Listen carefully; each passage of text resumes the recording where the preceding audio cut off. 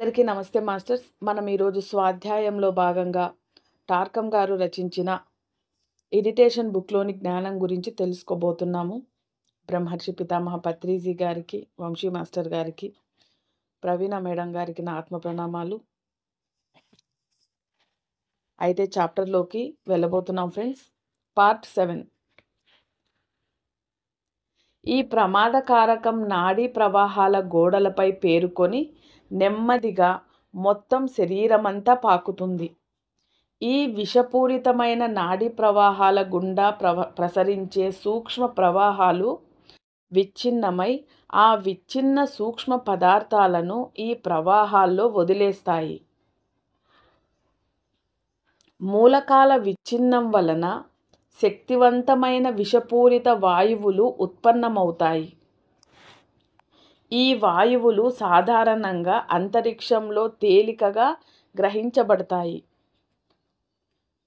కానీ సూర్యుని యొక్క రసాయన కిరణాలు ఈ వాయు తరంగాలను గ్రహానికి దగ్గరగా ఉండే పొరల వైపు పంపిస్తాయి.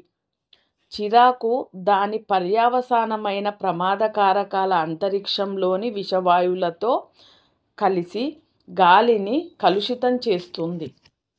ఈ విధంగా మరో ప్రమాదకారకం సృష్టించబడుతుంది. ఈ కలుషిత వాయువు మన నుంచి ఉత్పన్నమైన ప్రమాదకారక విషంతో కలవకపోతే మన శరీరంపై ఏ ప్రభావము చూపించదు. ఈ కలుషిత వాయువు నుంచి తప్పించుకునే ఏకైక మార్గం మన నాడీ ప్రవాహాలు విషపూరితం కాకుండా చూసుకోవడమే. చిరాకు అనేది వ్యక్తితో సంబంధం లేని విశ్వలక్షణం. దాని విషం ప్రాణప్రవాహంతో మాత్రమే తొలగించబడుతుంది. అయితే అహంకారం కానీ లేదా స్వీయ జాలి కానీ చిరాకును గాఢం చేస్తే ఆ విష నిక్షేపం కేంద్రాలపై అవక్షేపించబడుతుంది.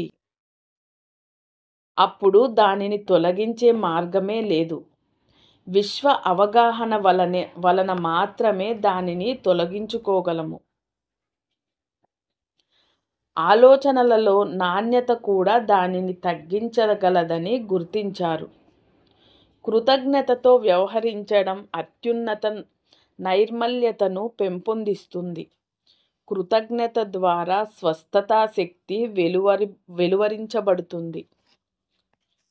ప్రమాదకారకం మన శరీరానికి మాత్రమే హాని చేయదు, అది అంతరిక్షంలోకి చొచ్చుకుపోతుంది. అంతరిక్షాన్ని స్వచ్ఛంగా ఉంచటం మనందరి బాధ్యత. నిరంతరం చిరాకుతో ఉండే వ్యక్తుల నుండి దూరంగా ఉండండి.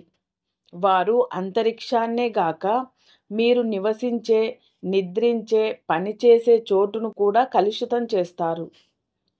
అందువలనే కొంతమందితో మాట్లాడినప్పుడు మనం నిస్తేజానికి, సందిగ్ధతకు గురి అవుతాము.